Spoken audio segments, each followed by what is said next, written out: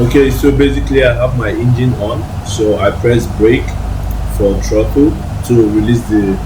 I press B to release the brake. I just did that, and now I begin to throttle. I go.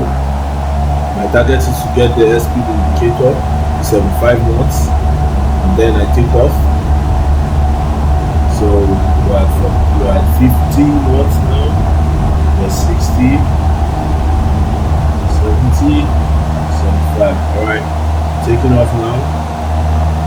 Taking off now. Oh yeah,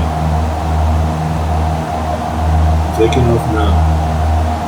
So basically, if you for when I move, when I point the, when I nose dive downwards, if you look at the airspeed indicator, it's increasing. The knots are increasing, but the moment I begin to nose up, dive up, the airspeed indicator decreases.